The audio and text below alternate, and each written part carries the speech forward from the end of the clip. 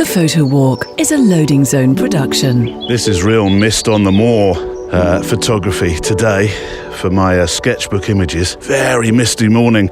We're up on the airbase. I've walked here a bit of late, I know, but it's 'twas the show before Christmas when all through the Neil. We've done that one before, have we? Every year? Yes. Okay. Well, it's certainly the season of repeats, isn't it?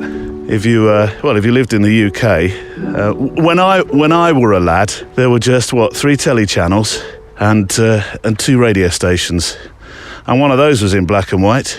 There were only 2 fresh programmes, it seemed, each Christmas. Everything else just a repeat of The Wizard of Oz. We had the Morecambe and Wise, which we talked about, didn't we, a couple of weeks ago, if not last. Morecambe and Wise Christmas special, comedy Christmas special, and the Queen's speech. That's going to be a bit strange this year, isn't it? The King's speech this year. Up to now, the only King's speech I know of was the film with Colin Firth. I've grown up with the Queen doing the speech on Christmas Day for my entire life. I've never known, well, in fact, there was never another monarch that made, apart from Colin Firth in the movie, there was never another monarch that made a speech on television because, and this is good for your pub quizzes, 1957 was the first one with Queen Elizabeth II. But yeah, that's going to be strange. I suppose we'll have the same. I know not everybody's a royalist, but in our family, we definitely had a tradition which usually involved, well, it was always 3 o'clock, the Queen's speech. So the tradition was that I would be hushed as a lad while the Queen was speaking, and we had to watch the Queen's speech between the turkey and then the Christmas pudding. It was just something that happened. And there were 2 sureties of Christmas Day. Mum's lunch rubber Brussels sprouts, which we could bat across the table and bounce to another person's plate. Advantage father, 40-30, serving for the match. And the other, well, we'd have to watch the Queen's speech in silence. Shh, the Queen's speaking. Well, she can't hear me, Dad. Like she was some sort of omnipotent vessel. And Dad, I don't think it happened for a few years, but when the Queen's speech, or maybe it did, but I was never up. When the Queen's speech was on in the evening, Dad would insist on watching it again, as if she was going to change the script between the 2. Anyway, I digress, and I can see the blather meter beginning to tickle into the red. So before I tell you who's on today's show, and there's a revelation on the way about my other listener. Anyway, before I announce that, I'd like to thank mpb.com, who through 2022 have been our rock, and they will continue to be into 2023. So thank you to the amazing team at MPB. And one of the things we're going to do in the new year is we're going to start test driving some kit. Now, I can't tell you much more about it at the moment because we're just going through the thoughts of how that's going to happen. And we're not really a tech show, as you know, but things like Macro Week, stuff like that will be made much easier. And also an understanding of the kit that you use will be made much easier by being able to do, working title at the moment, a test drive.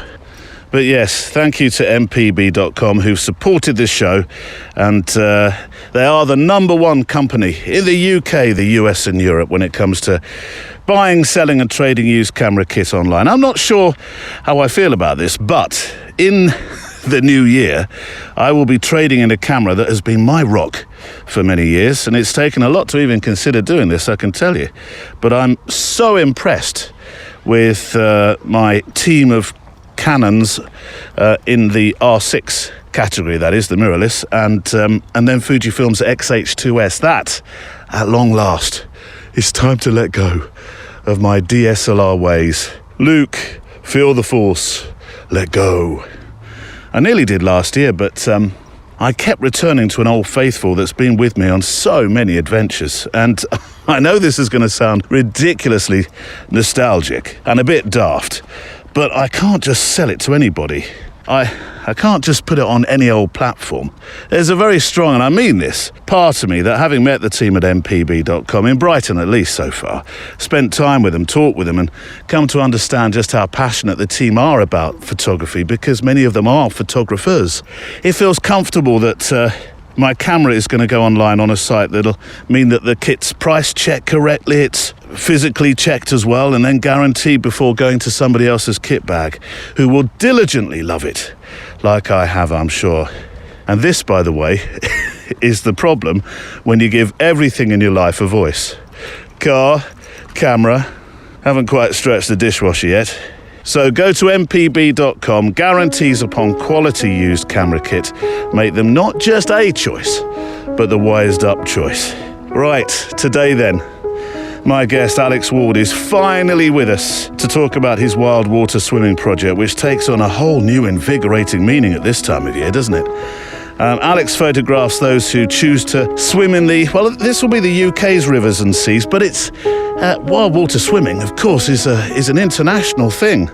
He documents their story, but like the chef who wouldn't dream of inventing a dish without testing and tasting it first, bless you, Barney just sneezing as we walk, Alex has converted. He is a swimmer as well. Today on the Photowalk. You do get a cold shock response, so your body, gives you a little bit of a fight or flight, and gives you some adrenaline, and you kind of adjust to that. And for me, it's a real regrounding and connection to nature.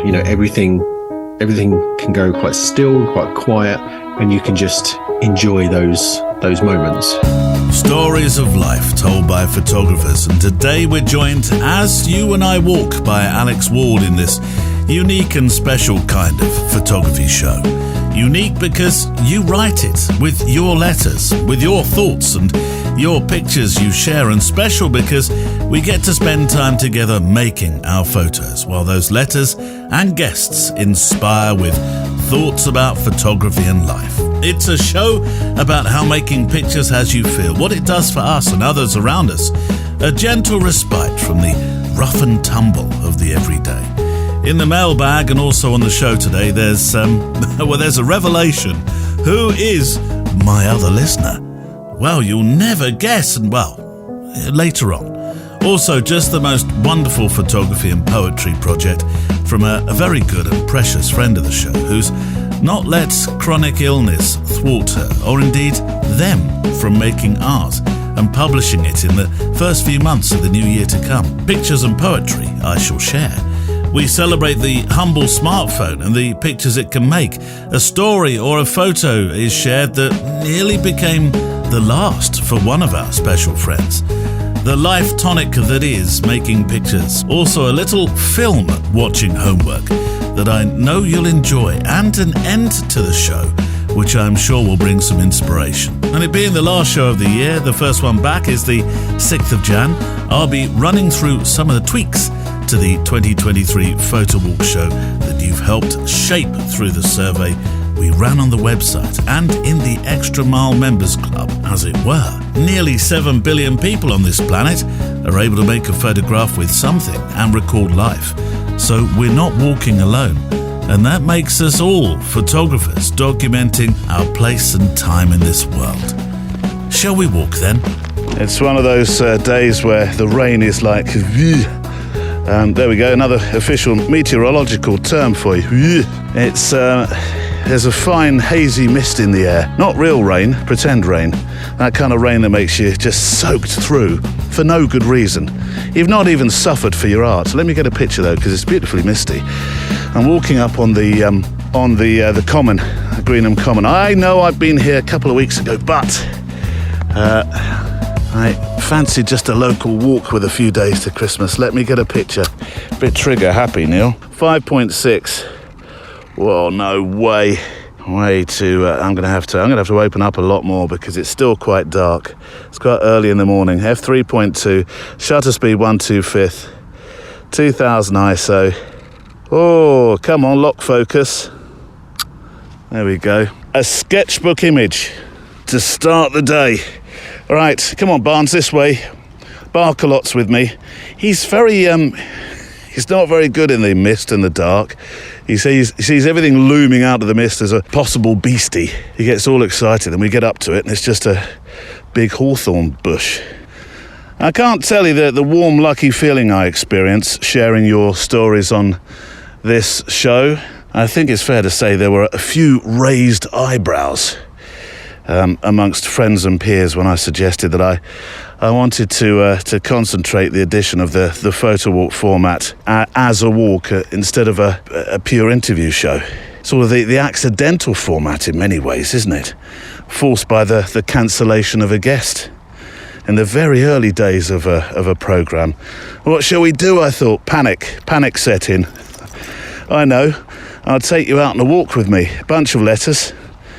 And we'll talk about some of the pictures that you've been sharing as well. And there we go. It was a show. We didn't really share pictures in the early days. It was thoughts, photographic thoughts that you had. So when I say you... come on, Barnes, leave that. When I say you make this show, I genuinely mean it.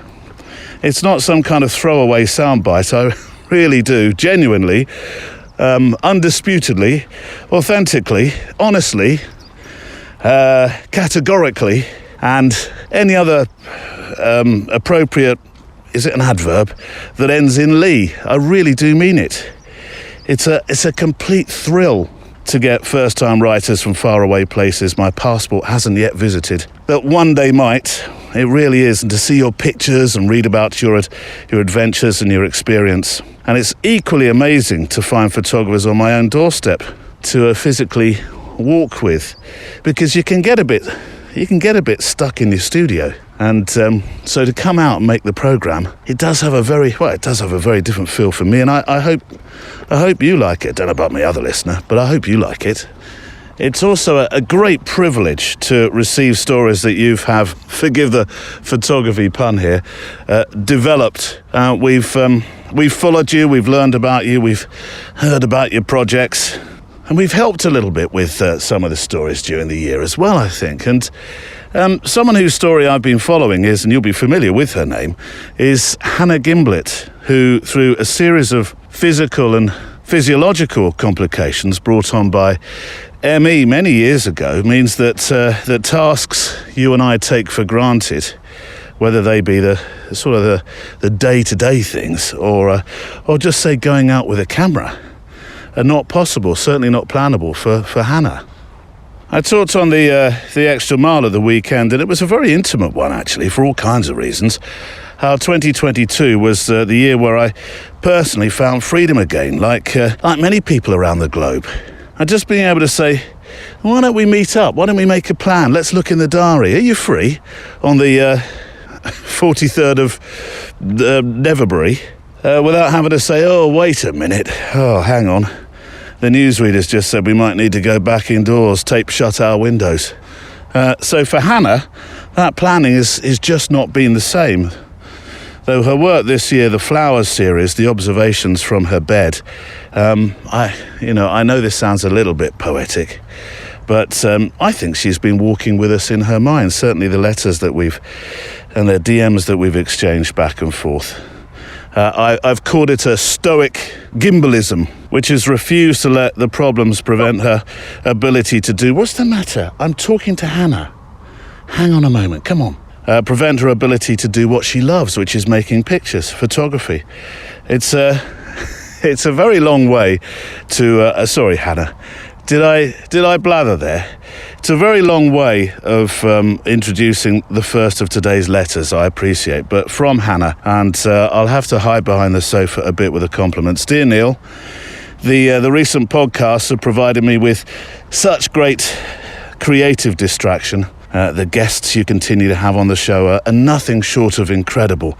Thank you for always featuring interesting and unique photographers. Well, thank you, and my other listener as well, for suggesting some superb guests. We've had some fantastic guests that I would never have heard of. So it's always a joy to hear from you with your thoughts and your suggestions. The show page that I look at while I'm listening to the podcast is a fantastic start to my Friday each week. Well, thank you, Hannah. Times have been very tough with my health, so holding on to my creativity and photography means much more than ever. I've now, however, finished work on Chronic Elements, a collaborative book project with Scottish writer and poet Rochelle Hanslow. It's a book of 16 poems and 16 new photographs. Now, a bit of backstory.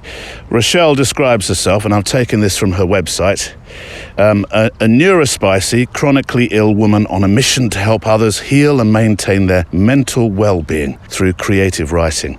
It's a fascinating website, and I'll link to it, of course, on the show page today. Hannah says, I've worked on the photography side of this book for the past couple of months, and it's truly been a brilliant outlet to distract my mind from all of my health worries and the increase I've had in chronic pain. This is a book for us all to forget our ailments and embrace the elements. It's been a rather difficult project to work on, with a level of pain causing me to shake. Hence, steadying the camera has been and become, unfortunately, more difficult.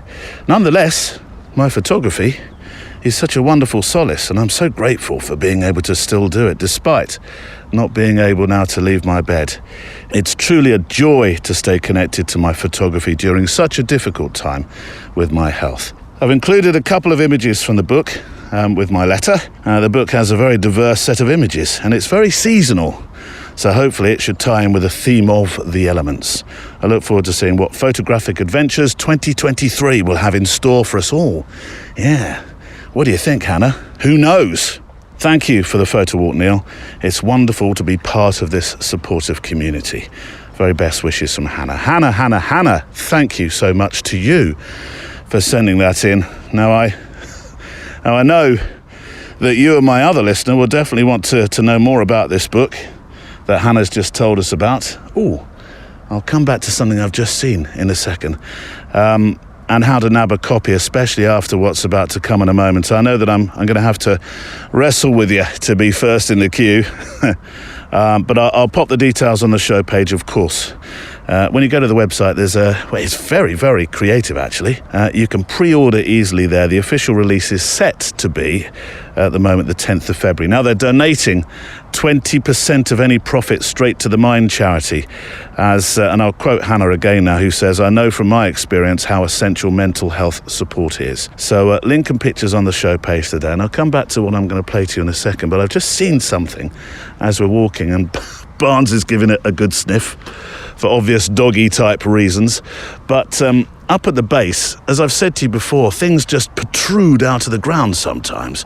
And I've found this would have been security fencing, which seems strange because we're kind of near I thought we were very close to the runway. Maybe they had much more security fencing on the right next to the runway as well for a time, because protesters did try to get into the base a lot. Now I'm lifting up my camera. It's covered in a film of misty rain blur. Hold on. Give it a quick rub. This is not the way to treat your lens. Right, here we go. A fence that, well, I don't know, a concrete would have held the fence rather. The concrete post. And you know it's a military one because it jigs at the top, or security one because it jigs at the top. Here we go. Let's go with 1/2/5 f3.2. I'm staying there. ISO 1250, and here we go. My pictures today are going to take on a bit of a misty look because the rain has been getting all over the lens. Are you coming this way, puppies? Come on then, this way. Right. Inspiration is what we need. So I thought it might be a nice idea to hear some poetry from the book that goes with these pictures. And Rochelle kindly sent in an audio recording that she had made of one of the poems within the book that Hannah's provided the photography for. And here it is. Flame, candle burning autumn spice. Flame, there used to be one between them. I wish to ignite the fire that once burned up my entire being. Flame, enraged in silence but never fully extinguished. Flame of the phoenix, removing the ash from my skin and mind took longer than I thought. Rising will come. Flame, red, yellow and blue. Flame to fire, a spark, that's all it needs, because a flame is just chemistry. That's Rochelle Hanslow, and as I say, the links will be available on the show page today. Barney, Should we find a stick? Where's a stick? We keep coming across strange bits of the base today that I've not walked on before. This is the wonderful thing about taking walks up here. You often find things that you've not encountered before. There's a small piece of taxiway here. Nothing else around it, but just a small piece of taxiway. Or maybe this was, I don't know, maybe this was the... this was part of the security perimeter that... the post that I was photographing just a moment ago. But dug out, and I talked about this before, I know, but dug out here and there, you will find huge holes where ponds are now present, which is fantastic for bird life and breeding bird life. There's parts of the year you can't walk across where I am at the moment because you have ground nesting birds, and the ponds that were once, I'm told, were once fuel dumps. So they've dug out the fuel dumps, and the holes that are left beneath, they've allowed to fill up with water. It is a fascinating place. Right, quick letter and picture from Josh Sidwell on the show page today. One from my back window, he says. There's magic everywhere. Every fall and spring there's an inversion that happens along the line of the Front Range that is just east of the Rocky Mountains here in Colorado land. Oh, you're lucky. Wow. What a place to live. What do you think, Barnes? Yeah? I got up one morning and walked out with my coffee and saw this incredible diversion between the inversion layer in shadow and the other clouds in the early morning. I literally pulled out my phone and grabbed the shot, and it was gone in less than 5 minutes. Josh, the picture is superb. Proof that we are indeed blessed and fortunate to be able to carry around such amazing camera tech. If you ever really needed that proof, that the humble phone can and does make the most extraordinary pictures and art. This picture is one of those. When I first saw it, I couldn't work out if it was a painting or a photograph, what way up it was even supposed to be. And I love the payoff, by the way, at the end of your mail, and you can see the picture on the show page today, so it is worth a visit for that reason. He says, the beginner thinks it's all about the camera, the enthusiast thinks it's all about the lens, and the photographer knows it's all about the light. Never a truer 8, 9, 10, how many words? Spoken. I'll pop the picture on the show page today. Now, slightly longer letter, a salutary tale, perhaps. I asked for pictures within an assignment a couple of weeks ago that summed up 2022 for you, and the response was, well, shall we just say honest? On the assignment show page, which I've made sure to link to on today's show page, which you can get to through the show notes within your app. Even though it was a couple of episodes ago, I've put the link in. You'll find 2 stories. What's the matter? I'm going to read a really precious story now, pups, and that was one. Can we just have a word about this? It was one of the complaints that sometimes I spend too long talking with you and that you interrupt a bit. I know, look at him. If you could see him now, you would not be making a complaint. You'd think, oh, Barnes, I'm so sorry. I didn't mean that. What do you want? Do you want a treat? All right, I'm not supposed to do this. This is not what you're supposed to do with dogs. Because now you're barking for treats. It's like asking for meals, and you're not supposed to do that. There's supposed to be... I'll have Mike Miller telling me how to train your dog. I will. Mike, because he's got a dog, and his dog does everything. Cooks breakfast, and honestly, come here. Look at this. Here we go. Don't jump. Don't jump. No! That's my hand at the end of those fingers. Right, where were we? Can I read this letter now? All right. On the assignment show page today, which I've linked to, we don't need to go through the link info again, you'll find 2 stories at the head of the page that talk about gratitude in many ways. Gratitude in the face of adversity. Our good friend Dennis Lee, or the captain, as we call him, shares how late fall cancer treatment in 2021 changed many perspectives. There's a powerful triptych of pictures to see, and you mooted at the end of your letter, Dennis. Family and friends keep me going, but it's really only work, that being photography, that takes my mind completely away from the abyss. Funny, you know, my clients don't realise how important they are to me. Amen to that, Captain. It's the connection and the people that are often such a potent medicine, isn't it? Now, there's an addendum to this from the captain today, which I will share with you at the end of the show, because I need to write it out properly, and we have a special musical ending today, and I think it will work exceptionally well over that. So I'd like you to... well, if you feel like you want to, of course, because you have the choice. But I'd like you to help the captain today in a particular photo contest. But we'll come to that later on in the show. And then this from Tim Binder. Now, the picture from Tim is again like the ones from the captain, will be on the assignment page that I was referencing a moment ago. The pictures that say to you what 2022 was or did, or what it brought for you. And I wanted to read this letter in particular because it comes from such a special and dear friend of the show who's been with us and supported us, like Dennis actually, like the captain, right from the start. Well, the show in all its guises, from when it was pretty much straight interviewing to the Photowalk that it is today. And Tim gifted the lens that keeps on giving, as I call it, my vintage 28mm Yashica lens that I take for spins on the X Pro 1 from time to time on the Photowalk. So Tim, thank you for your mail, which I've got to say really took the wind right out of my sails. But I'm going to slightly précis the story, but there's a link on the show page if you want to read the detailed account. It's a story that starts in a picture that was made on Thanksgiving Day just a few weeks ago. Tim writes, "Thanksgiving, being like any other for me, ended completely differently from how I expected. I did, however, learn some things about myself and the true meaning of thanks.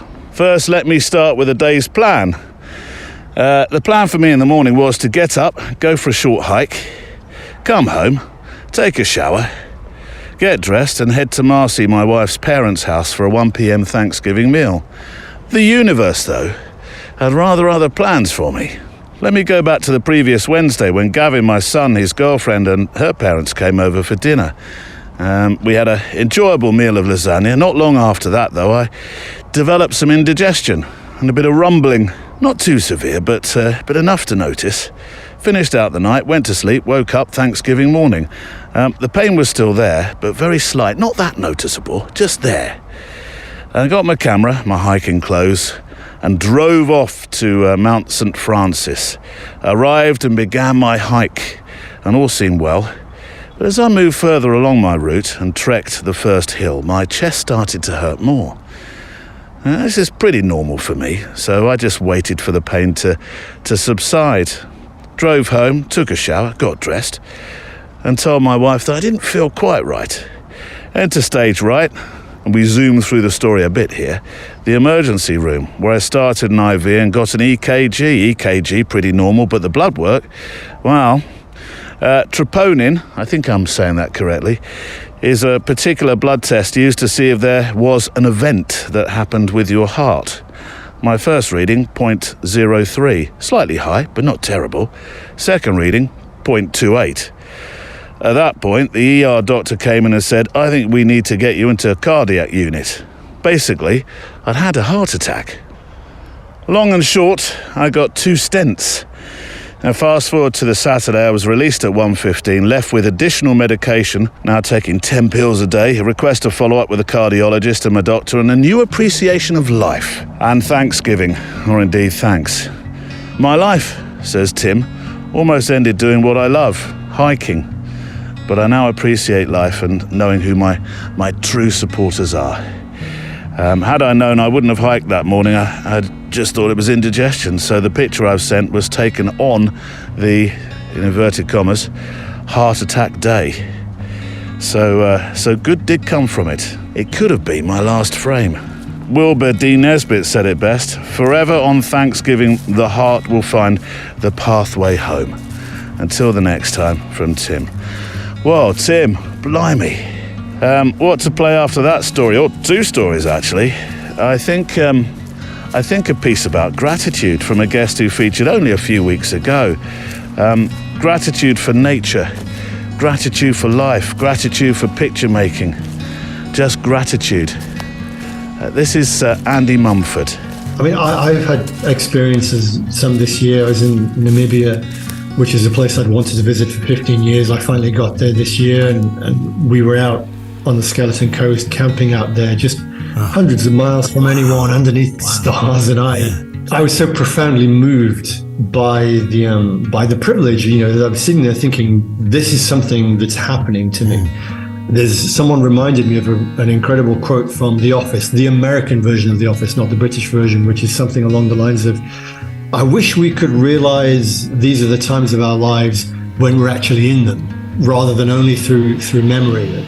Something like that. I'm probably badly misquoting it, but I think it's a really valid thing, is that concept of actually being in the moment and being appreciative and having gratitude in the moment, rather than looking back and going, oh, that was amazing. Because then it's gone, and it's holding that moment and feeling whatever it is that you're doing, whatever it is that gives you that peace, that utter contentment, which is very rare in life, because we're always busy with something. We might not be unhappy or miserable, but we very rarely sit back and go and just forget about everything. So for me, there's been a few moments this year, almost always out in the landscape, when you feel that absolute profound gratitude and just pleasure and meditative awareness of being in the moment.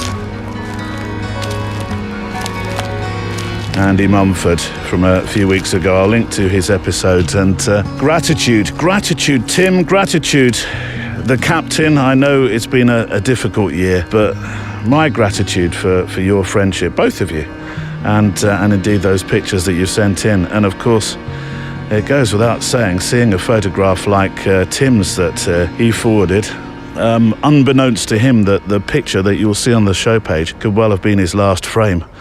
Phew. That makes it really potent. It does. Right. Last week, I had planned to play you Alex Ward's conversation with me about his project on wild water swimming, but news stories in the UK, of course, define my reason to go a little earlier with Erin Treeb's conversation instead. And thank you, by the way, to the emails that you've been sending in response to that edition. It seemed it touched you in many ways, and I'll read those out in the coming weeks. But in terms of Alex Ward and the wild water swimming, wild water is actually one definition of it, because there's sea swimming and various other kinds as well. But this is a topic I know I've mentioned a few times, probably because as I've taken some of my photo walks, I've seen folks wild water swimming, and in Brighton, I talked with two swimmers who were hunkered down, weren't they, on the beach with warm soup and towels following their early morning dip in the ocean. So this is a chat about photographic projects, and this is a chat about swimming and the references of the environmental challenges whilst that we have in the UK, and they are, I suppose, they're UK-centric in some respects, but they are a consideration around the world. It's just for some reason that the UK seems to have some fairly archaic policies when it comes to clean water, which, as you're about to learn, Alex has some unfortunate personal experiences of now, and it was the story about his unfortunate experience that led me to him, because I read about his story on the BBC website, which they're very good, actually. A lot of photography leads from the BBC that we've followed in the past to have guests on the show, and Alex has been one of them. All the richer now for knowing him. And I should say, out of the traps, or rather, I should apologise, out of the traps. If you're eating breakfast as we cover the setup in the next few moments, you kind of need to, forgive the phrase here, wade through the less savoury to get further into the story. But we get there fairly quickly. But you do need the background to this story. I find Alex's approach with his photographic storytelling and his project making fascinating. And much of that, I think, comes down to a belief I think I share, actually, that doing or having a project is good for the creative soul, ergo the mind more generally as well. So here is part one of my conversation with wild water swimming photographer Alex Ward. Alex, our introduction came by way of a story where you dared to wade into a river to make pictures of wild water swimmers for a project you're working on, this river being the Great Ouse in Cambridgeshire, without sounding too base, it was actually oozing with something else just beneath the surface. And this is where I'm going to let you take over and tell me what happened next. So my project was called Wild Swimmers, and it looked at people engaging in water in the UK and within seas, lakes and rivers.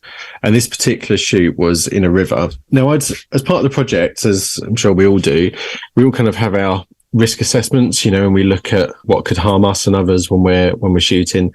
And something I was aware of, both from this risk and a previous lifetime where I was a police officer, was something called virus disease, which is also called leptospirosis, which essentially is rat's urine getting into your bloodstream somehow. And it creates a really nasty infection that can be fatal if you kind of leave it unchecked. And you can get ill very quickly as a result of it. And if you don't have the right antibiotics, then it can advance quite quickly. So I was kind of aware of these things anyway. And I didn't really realise that I had a cut on my leg until after the fact. And I'd got into a river to shoot one of the subjects I've been working with, and all was kind of well. And then the next day I started to get really unwell, kind of like cold and flu symptoms, I guess, but they were rapidly evolving. Wow, within 24 hours. Yeah, it was very quick. Yeah. And I suddenly found myself from, just having a few, kind of dizziness type symptoms to then being in bed and not really being that able to walk about, and suddenly having quite a high fever.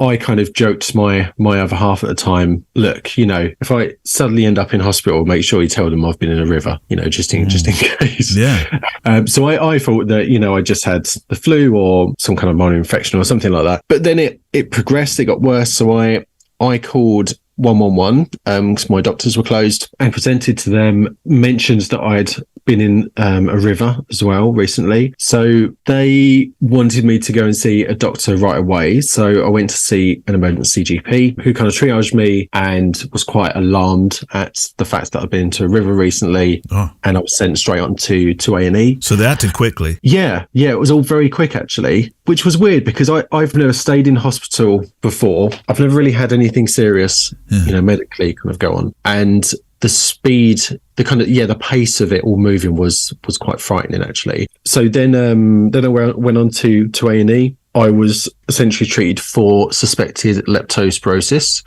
So they put me in an isolation room, which might in part be because we were kind of tail end of COVID, and then put on some very strong antibiotics. So I was in hospital for a couple of days getting treated. Left hospital, then took probably a good few weeks to start to feel better again. But had quite a high dose of antibiotics essentially. So that's what I was treated for. Frustratingly, the bloods they took, those bloods got lost. So I have no way of knowing really what kind of got me. But I did find out subsequently that the river I did go into, it had rained in that area a day or 2 days prior. So there was a lot of runoff. And there would have been a sewage outlet as well. So that's the situation I kind of found myself in. Because this is one of the things that I had no appreciation of, that there's more danger, not less. It's not that the water will be passing through the system and running down towards the sea, as it were, and being lost. No, this is the more dangerous time to wild water swim, isn't it? Yeah, absolutely. Because you have all of the feces coming off of the farmland. Yeah. So if you've got cattle and livestock, then all their excrement gets washed into where you're going, and then all the sewage systems. Sometimes they are unable to handle the rainwater, so therefore they push it out into rivers. Is this legalised sewage discharge? Yes. Yeah. By any other name? Yeah, I think legalised is the contentious part of the moment, because it's not very well recorded and evaluated by the companies that are putting the sewage out. So it's not really known the scale of what they're kind of doing. You see, this is interesting because I know I told you this in some email exchanges we had, but I was walking my dog Barney last week and came across two guys that were dipping test tubes in and out of the canal and the riverway, and I got talking to them about this sewage story, and their reply was, it was very throwaway really. It was, we think it's blown out of all proportion. It's almost like it's the swimmers' problems. Why do they have to swim in this? It was always like baton passed back to you as if it was you causing the trouble. Yeah. I think it would be different if you had swimmers, undoing manholes and dropping down into sewers and then complaining they were getting ill. Yeah. But these are quite often public spaces, that people have been swimming in for centuries. Yeah. And it's only really recently where that has become a kind of no-go. I mean, there's always places where you wouldn't swim in. I used to live in Manchester, and there's no way I would have swam in those canals. No. But when our kind of sandy beaches are now being polluted, and, you shouldn't really be putting your head under the water there, that's definitely a bit of a concern, I think. I wonder how much of this is something that, I know that wild water swimming is not necessarily new, but it feels new because there's more people, I suppose because we have social media, there's more people shouting about the fact that they do it. Are we just inviting this problem? Do we need to go wild water swimming? Is it something that's necessary? I mean, there are swimming pools. Yeah, there are. I would say that... I mean, it's a bit of a devil's advocate question. I appreciate that. Yeah. I think you should always know the risks of what you're getting into. Yeah. Since going into hospital, I've never gone back into fresh water, so I only go in salt water now. Right. I'm very lucky to live near a coast. So river swimming is out now for you. You wouldn't do that. Yeah, that's out for me. I wouldn't do fresh water now. Right. I mean, I was always a little bit hesitant because there were a lot of stories that circulated among swimmers about pike, which are kind of carnivorous fish. Right. And those kind of stories. The Jaws stories. Yeah. Exactly. Yeah. But yeah, I think you should always be aware of the kind of risks of whatever you're doing, really. It is a choice, but people shouldn't be forced into having to make that choice. These are places which historically have been very safe from a pollution perspective anyway. And, why should people have to change, doing something that's free of charge and is often very good for kind of mental health and the communities it builds and how it brings people together. Yeah. It's an important thing, really, that people should be behind. Let's talk about the project. So it starts with the sea swimming, doesn't it? Prior to that, had you, because I know now you do swim, but prior to that, had you swum, or was it a bit like me? You'd watch these people from the coast and thought, what are you doing? Yeah, I would say the latter. I've always loved water. I've always felt like a real connection to water, and particularly the sea. But I think kind of stemmed from my upbringing. My mum was always very anti getting into the sea, and promoted the dangers of the sea quite strongly. Okay. So I always kind of feared getting into the sea, really. I'd moved down to the east coast where I am now from Manchester, and I discovered this local group that got together, and they went in at Felixstowe. It was just after the first COVID lockdown. First and foremost, so it was absolutely fascinating. You come at these things from a photography and documentary perspective. So it was absolutely fascinating. But, I was fully dressed, nowhere near close to the water, but certainly not getting wet. And I remember how cold it was and how choppy it was. The water was the swell was like aggressive, and off Suffolk and Norfolk coast there, that can be bitter and battering, can't it? Yeah, absolutely. Yeah. So I was really struck by that. And when they kind of came out of the water, there was such a sense of community and togetherness, and they were so supportive and so happy. I found that really, really, really fascinating. So that's what kind of birthed the Wild Swimmers project, really. But I kind of accepted early on that, or I believe rather, that to create good work, you need to be in the spaces of the people you're trying to shoot. I don't think I even own a long lens. I believe in getting close to subjects, and you need to be there experiencing it with them as much as possible. So my kind of compromise on the first couple of shoots was to be in waders. So I remember one of my first shoots was absolutely freezing. It was it's been one of the lead images for the project, actually, but it was minus something. I want to say -5. Oh my word. And we went to a lake that had a bit of ice kind of on the edge, and it was snow covered ground everywhere, and we'd kind of walked out in the snow. Then the subject had got into her bathers, and that's all she had on.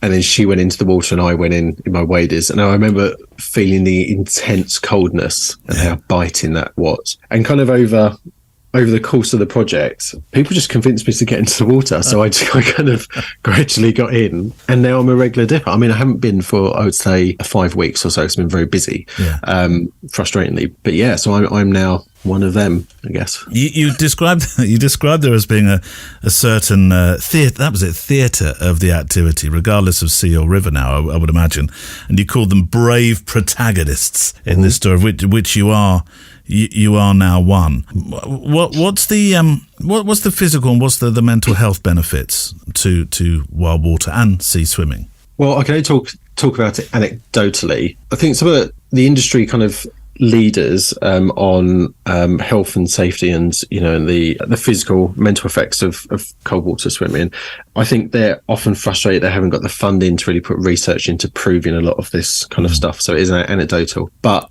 personally, myself and others find you get a cold shock response, essentially. When you're going into the water and you're doing it very, very kind of carefully, and you've got some experience, you're with other people, you do get a cold shock response. So your body gives you a little bit of a fight or flight, and gives you some adrenaline, and you kind of adjust to that. For me, it's a real kind of regrounding and connection to nature. Everything can go quite still and quite quiet, and you can just enjoy those moments, and I really love that complete immersion. Especially in the sea, you're giving yourself to this kind of very powerful element, of nature. Do you have to sort of push yourself through a pain barrier to get to that?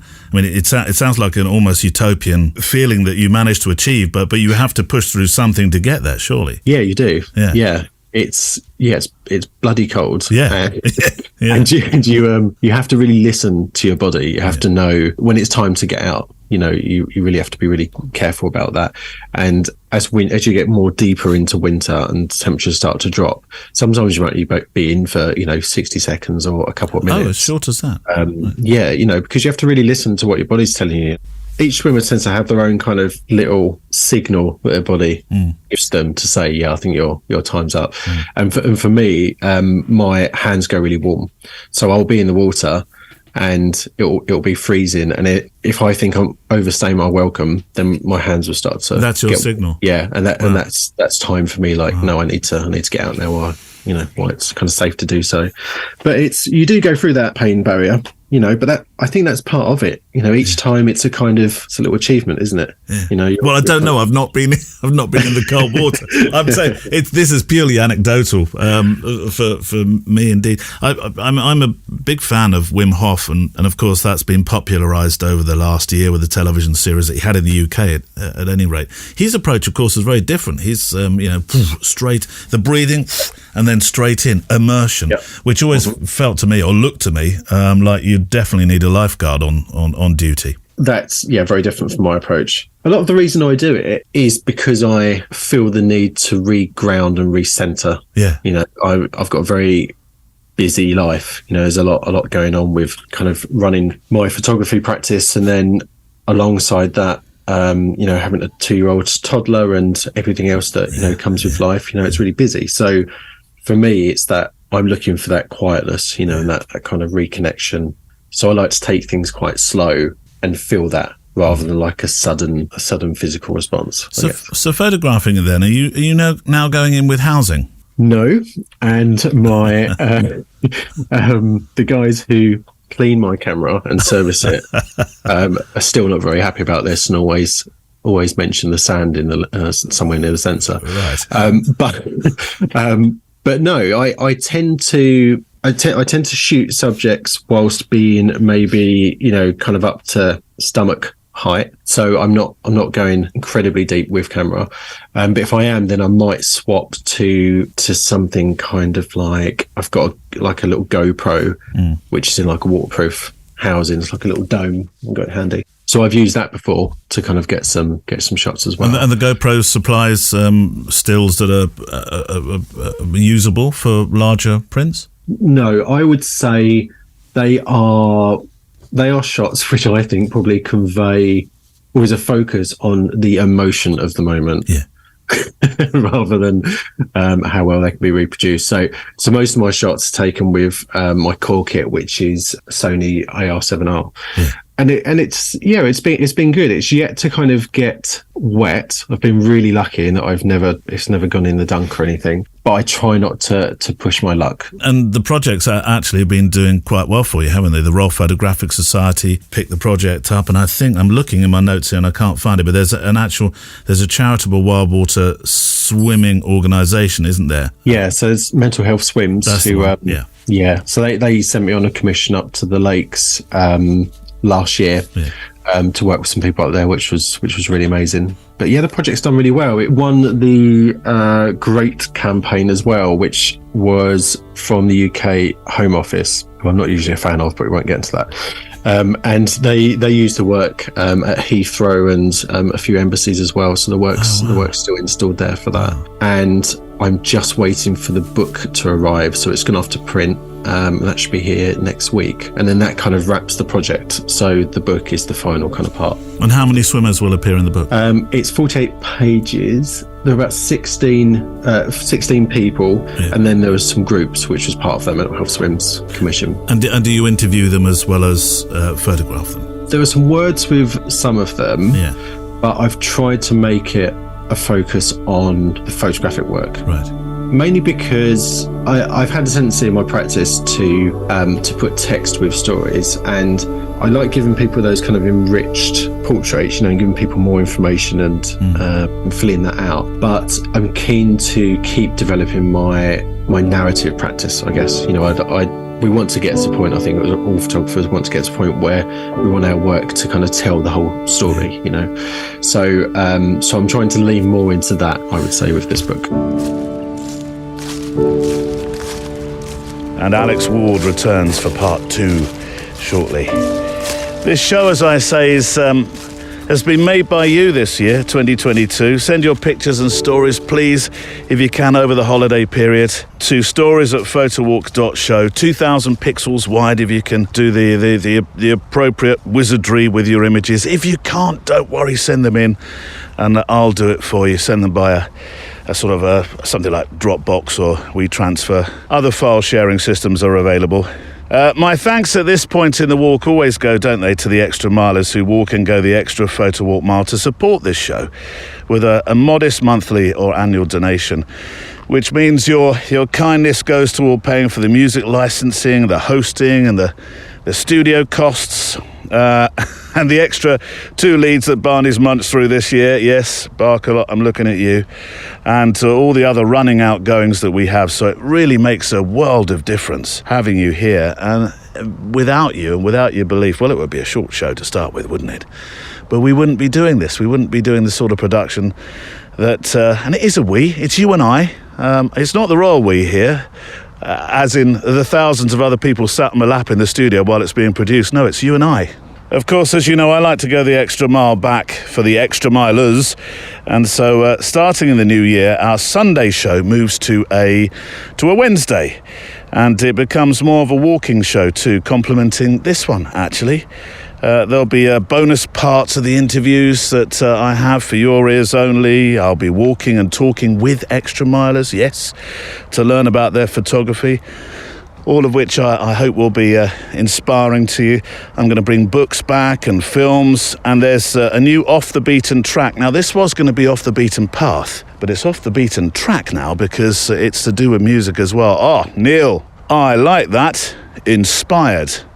I think it was one of our extra milers' ideas, Off the Beaten Path or track originally. Camille, I'm sure it was. It was you, wasn't it, Camille? Yes, it was, Neil, I've told you.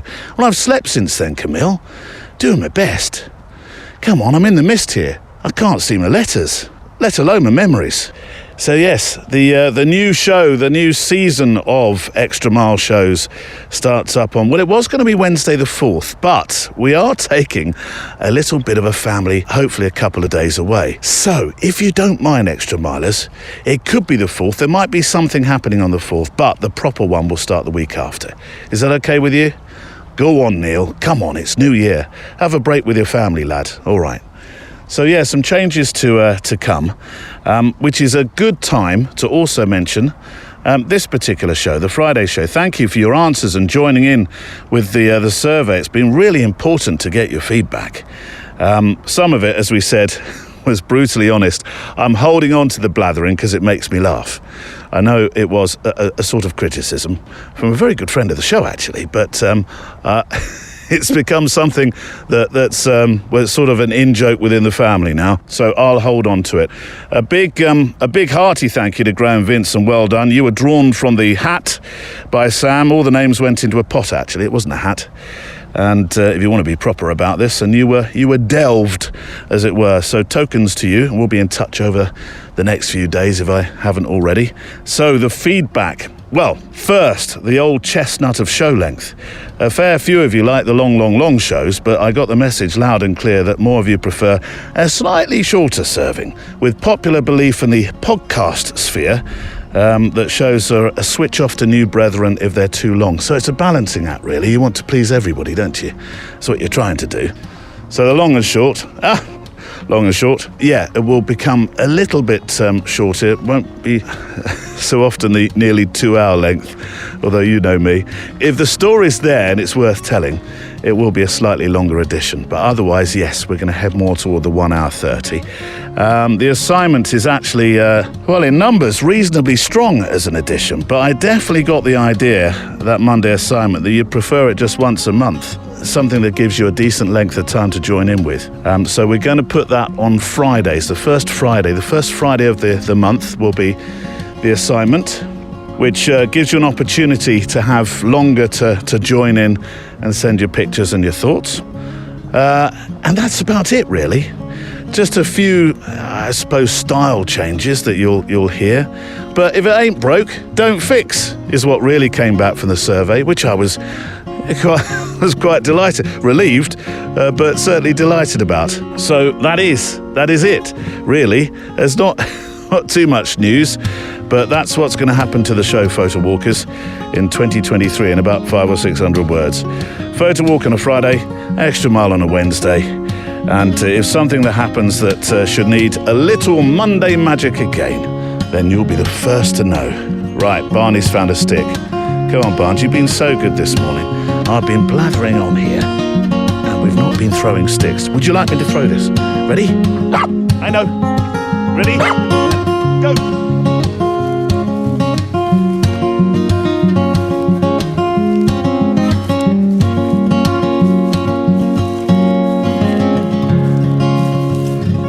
Right, back to your letters before part 2 of our guest, Alex Ward. My voice is a bit croaky today, I do apologise. As we head toward Christmas, you know, it's typical, isn't it? You start to slow down a bit. Well, there's not a lot of slowing at the moment, but you believe you can start to slow down a bit. And your health says, is it time for a cold? Can I give you a bit of a cold? What about a sore throat? Will that do? Here, have a bit of this for a couple of days. So letters, Terry Machin. Hang on, I need to head into the woodland a bit here, Terry. Sorry if we lose signal, because you know we have some woodland here at Greenham Common, just behind the base. So heading into the woodland for this one. Sorry if we lose signal slightly. It should come back at the moment. It's quite dense woodland in this part here. This is a bit just. Is it the south of the airfield? Yeah, it's the south of the airfield, and sometimes you lose a bit of. Happy New Year to my fellow walkers, says Terry. I only found the show earlier in the fall, so I'm quite new. I'm lucky enough to travel reasonable distances for my work in the car, so catching up is actually quite a pleasant task. And you're sharing it with 99% Invisible. Oh, we've mentioned them before, Terry. I wouldn't say it's one of my favourite shows, but it's certainly a show I dip into. It's fantastic. But Neil, something's been troubling me. Well, maybe not troubling me, but it's not like it's keeping me up at night, but it is an itch that I can't reach. The thing that troubles me is a regular feature to your show, and I feel I must know the answer. Who is this other listener you talk of? It's been months, and I've no clue to what they look like, what their real name is, and so on. So at this time of year, the season of giving and goodwill to all listeners, pray tell, who is your other listener? That's a very good question. But you see, Terry, I quite like the secrecy of this. I do. But because it's you, I'm going to share. It's actually a reasonably well-known called who's actually now an extra miler as well. They used to be on the they played a character called and now they're in, although you'd never believe they're doing it like that. So I just think of this person as somebody that walks with me because they're very, and I think, to be honest, because they're a name that you, that's why I've always thought of them as this. So there we go. The secret is out. But don't share it with anybody. Terry, that's just between you and I. Right. Oh, stick. Barnes, look, stick. Look, don't walk on the letters. Here we go. I have some homework for you over the Christmas and New Year break, and it's homework that comes from our good friend Teddy Stanner, so it does. Though if you don't have Netflix, you might have some extra homework to go and find somebody who does. Double homework, just the sort I used to loathe. Hello again, says Teddy. A really short email to perhaps read on the show in case others might benefit from it. No photographs this time, just thoughts from a friend with feelings touched deeply by a particular movie. I just finished watching, says Teddy, Kodachrome, the movie on Netflix. In all outright honesty, it's a movie that brought me to tears. If you spoke of whys in your episode number 346, well, this movie has revealed for me one particular why in photography. Now, Teddy sent me the trailer, which I popped on the show page today, and I was expecting now, as I spoke to you, to say I've earmarked it to watch over Christmas, but last night, with half a bottle of red, I shared, of course, with Sam. I sat and watched the movie. The family all went to bed and I was left watching the movie. Oh boy, Teddy! Honestly, I was weeping by the end of it. Neil, this doesn't sound like a film I want to watch. No, honestly, it was just beautiful. I mean, Ed Harris, he was superb in it. There's two other actors that are really important to the plot, and I'm sorry, I'm just thinking of Ed Harris.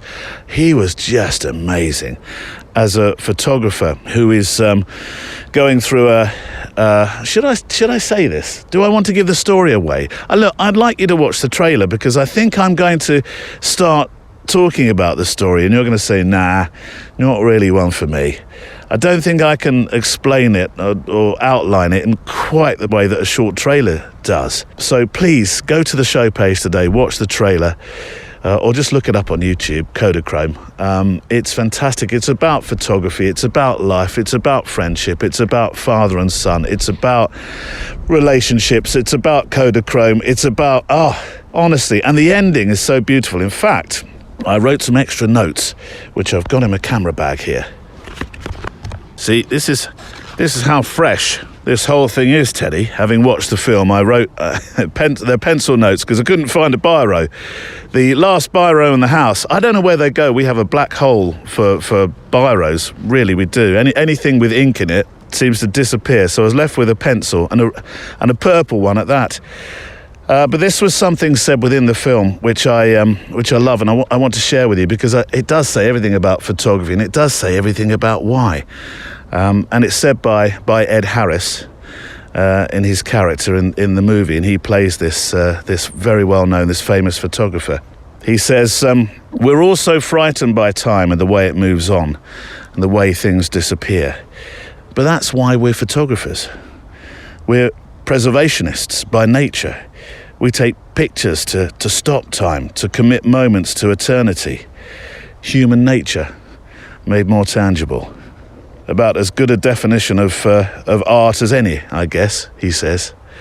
And and I when I heard it on the movie, I thought, I have to write that down because I'm going for a walk and I'm sharing Teddy's thoughts tomorrow, and I really, really need to share those words in the movie. Nothing else though, no more spoilers. Please go to the show page today and see that trailer.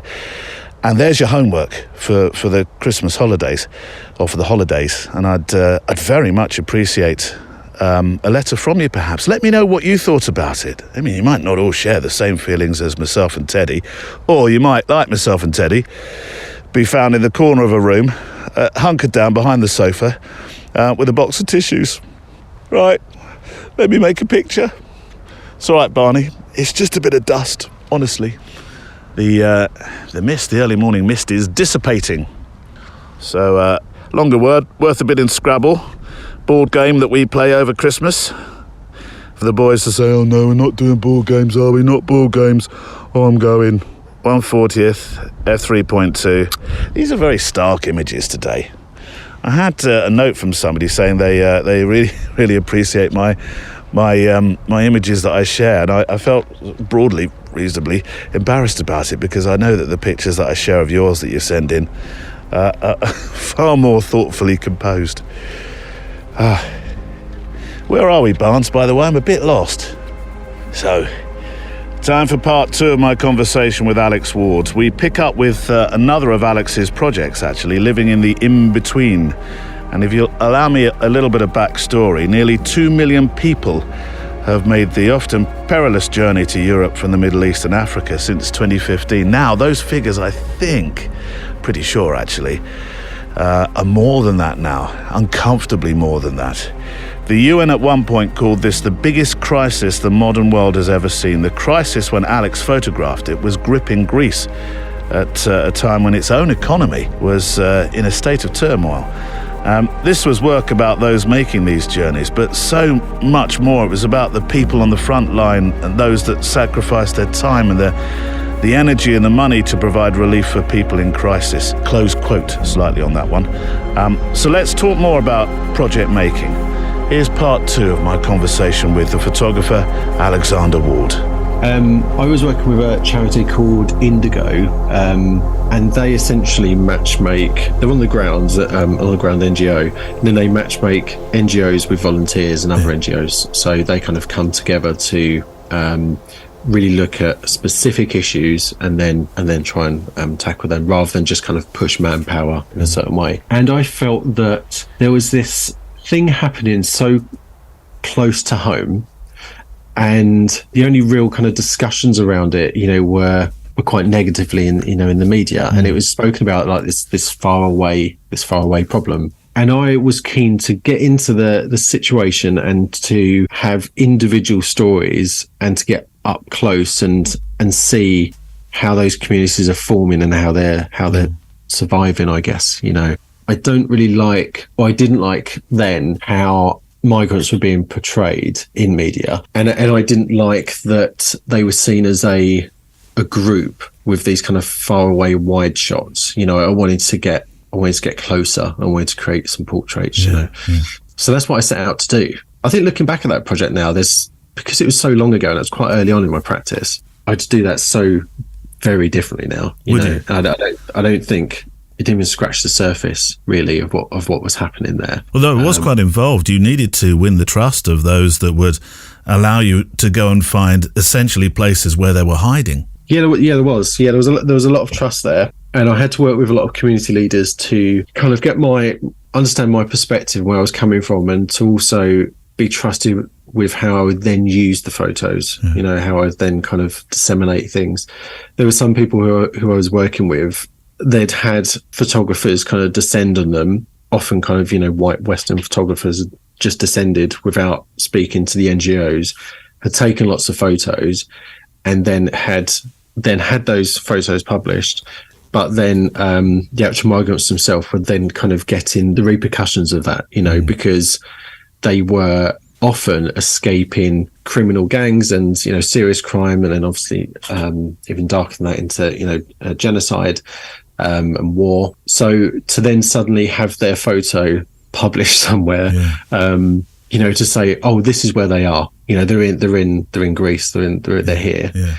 That was very bad for a lot of people. That were running from something and were trying to get away from a horror, to then suddenly be identified. So that was a big part of the project for me, was that I only worked with people who understood how I was using the work and could explicitly say, yes, that's fine to be part of it. And I would say probably 50% of the people I spoke to weren't able to be part of the project. They just didn't want to have their photo taken, which I totally understood. And that was part of the deal, really. Would you go back and follow that story some more now that the so-called, well, I say so-called, it's actually called the back way, isn't it, from places like West Africa, where the migrants feed up and then through the Mediterranean? Would you go back, and because it's not a story that's closed, it's a story that's changed, but it's not it's certainly not closed. I don't know. I'm not sure. Yeah. I think I'm much more aware of the lens in that I view the world, and I think I'd be really conscious now about being, you know, a white middle class Westerner being dropped into a situation to take these photos and then pulled out again. You know, I think I'm really conscious of that. So I don't know whether other people, other voices probably deserve that moment a bit more than I do. My kind of personal practice is around documentary, but, you know, I'm in no way a kind of seasoned, what we're trying to say. Photojournalist. You know, I think there are people who have a lot more experience in kind of social issues and social injustices and have more important voices that could own that space better than I could. It's interesting, isn't it, though? I've spoken to a few photojournalists who are, if you want to use that expression, further up the tree, whatever that means, who, like you, feel a bit uncomfortable about this sort of parachuting in, arriving, shooting, going again. It is an interesting problem. I think photographers feel, isn't it? Yeah, and I think if you do feel that, I think that's a really good sign. You know, I think if you don't feel that, then that's you're part of the problem, really. You know, so I think if you are having those reflective conversations, you know, and think about things that way, that's a good way to do it. I certainly felt like that a little bit in the moment, but I don't think I was as conscious of it as I am now. Because as I mentioned earlier, I had a previous life as a police officer, which made me quite hardy to deal with a few things. But I remember on the journey home from that job, I think it was, you know, a couple hour flight, and I think I cried most of it because it was so upsetting, you know, to have people in those situations and in those environments and really just trying to survive. So I think I'd be really conscious about going in the same way again, maybe. It's interesting that you did mention your work as a police officer, and I'm due to speak to another police officer, a result, funnily enough, from another BBC story that was published recently. And I wonder what sort of difference that's made to your photographic practice, if it has. It sounds like it may have done. Yeah, I would say my career as a police officer really equipped me for speaking with lots of different kinds of people from lots of different walks of life. It can be hard to intimidate me in situations now, but you are very aware of situations, and you're very able. I think it makes you more able to read people. So I think that's really helped. You know, I think that I'm quite good at picking up when I'm overstaying my welcome. You know, when I'm shooting a subject, or I think a situation is gonna change, you know. So yeah, I think I'm quite good at that. Do projects turn into commercial lines of work? Because that's the way many photographers are taught to suggest how it now works. That you need to take stories to publications after they've had a time to mature slightly. The editors want to see the work. Once upon a time, you might say, I've got this cracking idea. It's called wild water swimming. I'm going to go and photograph a load of people that do this, and we'll build a story around it. Now that they're more likely to say, well, I quite like it, but let me see half the project first. Yeah, absolutely. Yeah, and I think it does hang on reputation and experience. Yeah, I think if you're starting out and you're suggesting projects, then it's quite rare you get a bite. But once you have a few under your belt that you've proven to kind of take to fruition and then publish in some way, I find that people are much easier to get on board with new projects, and they prefer to be at that earlier stage now. And who do you take them to usually? Do you take them to newspapers or magazines or organisations, or how do you decide where to take these projects to? Because they all start as personal interest, don't they? I would imagine. Yeah, and I think that's important. You know, I think that it does come from a place that really resonates with you. You know, rather than you're creating something to become for commercially viable. I think it fits, you know, who you choose fits the project, you know. So when I was lucky to get a commission for Mental Health Swims, you know, that fit what was happening here. So yeah, I think it's just based on how things align. My most recent project that I've just published, it's called Apex. I've seen it, yeah. Oh, great. Okay, so you'll know that's a very left field kind of topic that looks at people who have had experiences with UFOs and UAPs in the UK. Now, commercially, I've no idea where that's going to go, but that's, you know, it's never been my driving force for the project, and it never is for my personal project. You know, I have my commercial practice, which goes along nicely, and I'm more than happy for those two twains not to necessarily meet. You know, that's absolutely fine. So it might be that Apex, there isn't, you know, a commercial outlet for it, or it might be that there's a publisher or organisation or a place out there that that is going to fit that kind of work. So you have to keep your eye out, really, as the project grows, who might be interested in it. Yeah, and I think people gravitate towards those kind of things, don't they? You know, with the Wild Swimmers project, it brought in a lot of swimmers, and then it brought in kind of other people. You know, so when Speedo wanted to develop their wild swimming range, then I did some work with Speedo. Yeah. So you know, it kind of fits. It fits that way. I'm going to take you back to wild water swimmers and those that you photographed in the sea as well. I know that sometimes I ask, what difference has it made in you? And I think clearly the difference it's made in you is you've become one. But of all those people you met, surely there are a couple of characters where you thought, you've changed the way I look, not only at what I photograph, but life as well. And I wonder if you have one or two in particular that have made a difference to you. There was one swimmer I worked with, I don't want to use a name, but it was someone in Essex. And when I was asking for people to be part of the project, she came forward and kind of told me her story. And she is, I think, late 30s when I worked with her. And she had a very kind of successful career in banking, I think, in London. And she had a child. She was suddenly diagnosed with a neurological, I was hesitant, but I think I might want to say disease. So it essentially meant that she was given a terminal diagnosis. She was told she had between 1 and 2 years to live. And kind of went during this time would start to feel a lot of pain, and then subsequently went through a lot of surgery as time kind of went on. She engaged with cold water because that was the only way she could feel a real pain relief. So despite all the kind of quite heavy medication she was on, and when I met her, she wasn't really able to walk at this point. So I met her and her daughter, and she had like a walking aid. And then we got to the beach, you know, she got changed and I went to the water with her, and she just changed. You know, it's so hard to explain it. She just went from someone who on land, you know, it was this fairly nice summer day, which she was really annoyed about because the water was too warm for her. And she was kind of struggling to walk and move. Yeah. As soon as she got in the water, something really changed, and she just, I don't know, she seemed to become this just much more freer, able kind of person, you know, and to her the water was so important, you know, that, and the colder the better. As to say, you know, she was quite upset that it was I would say, you know, tepid, and she kind of described it as way too warm. But that's how she got, you know, she had her pain relief, and most people, if not almost all of the people I worked with, had some kind of mental health challenge, and they really took a lot from the water. You know, that really helped them. And with her, it was kind of her mental health and her physical health.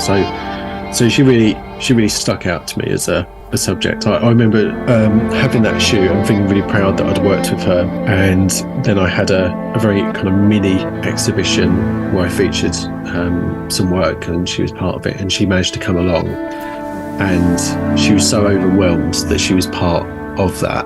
Yeah, so I remember that moment, just feeling very proud that, you know, or grateful really, you know, that I'd managed to have that moment with her and meet someone who I wouldn't probably normally have met, and just to kind of tell her story a bit, you know, and why she kind of engages with water. And my thanks to Alexander Ward. For links to Alex and other photographers you've heard about or from today, plus the poetry, of course, and the photography collab book, and also the Instagrams and the Vero and the websites that we've mentioned, go to today's show page, which is episode 362 on photowalk.show, or follow the link that's in the podcast player app, of course.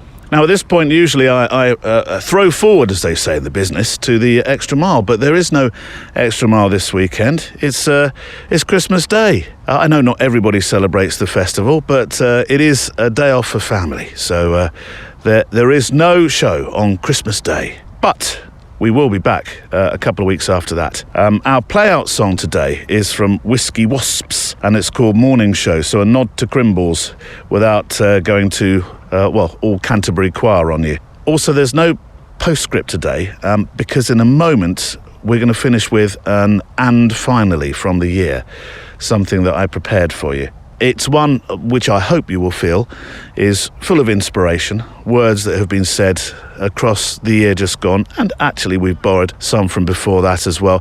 Plus, I wanted to share something that I sort of nodded to. What's the word? What's the expression? I don't know. I think the mist has got to my mind here, pups. Can't see, can't think. Yeah, I mentioned something that you may feel that you want to join in with for the captain from earlier on, a certain photo competition. Anyway, enough said. Let's have today's play-out song, and then we're back with some inspiration in longer form. And finally, here's Whiskey Wasps.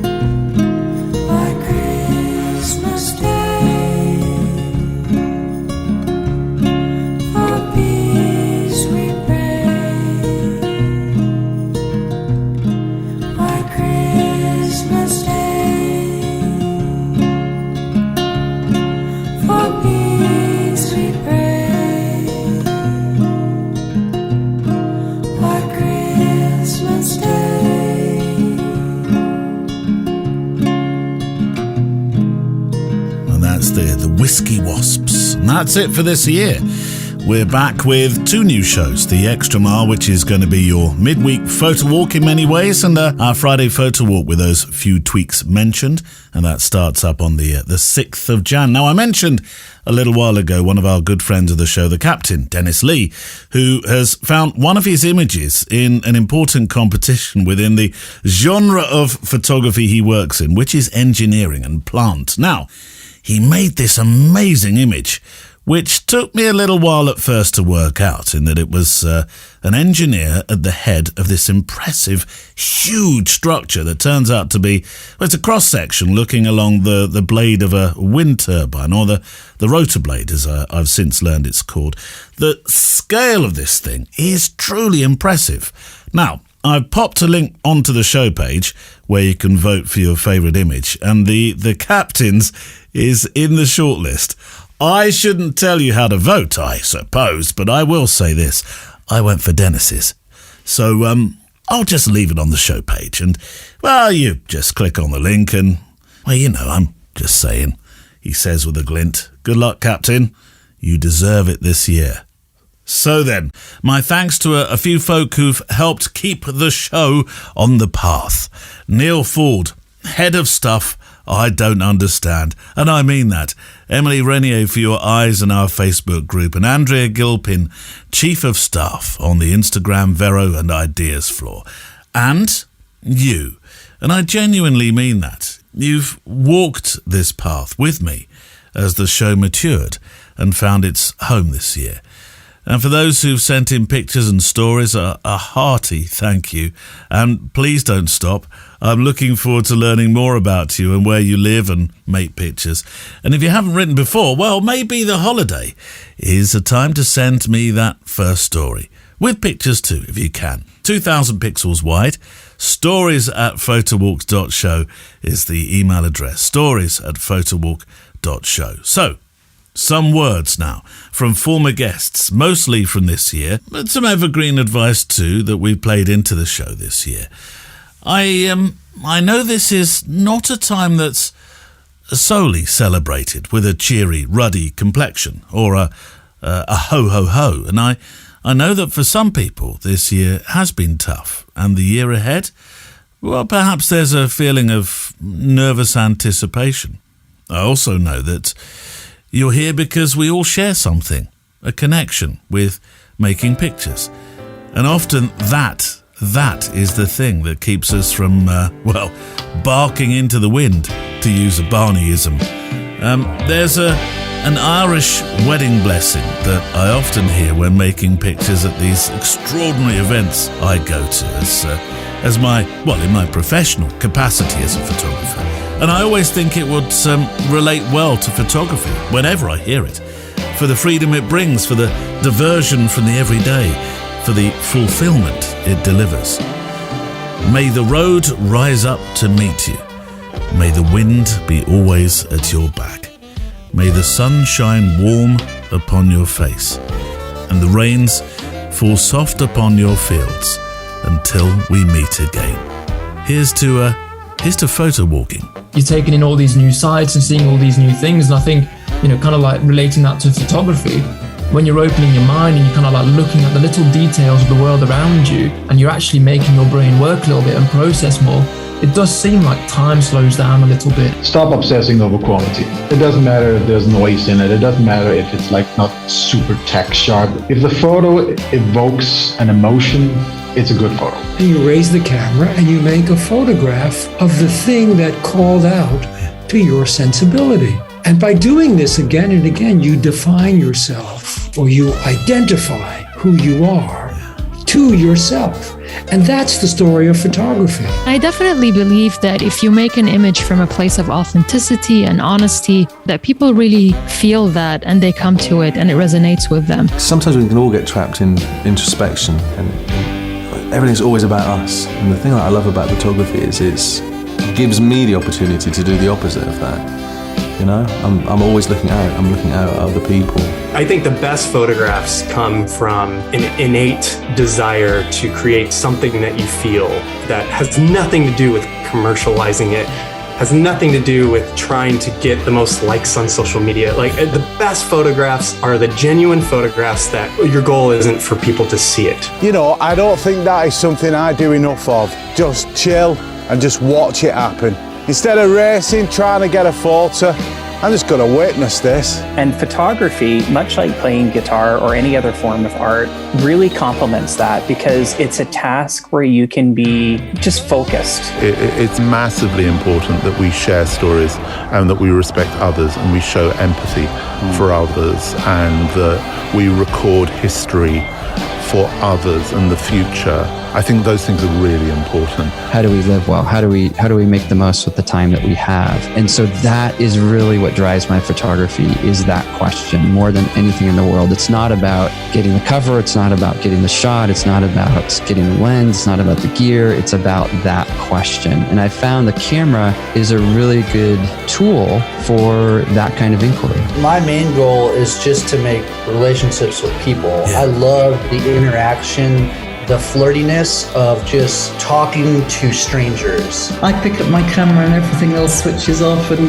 I'm in the moment and it's my safety blanket. It's what I guess calms me and just transports me into another world. I think the camera and using it as that conduit to bind us more closely to the landscape. Wow, it's just, one can get quite tearful about it. In the end, only three things matter: how gently you live, how much you love, and how gracefully you let go of things not meant for you.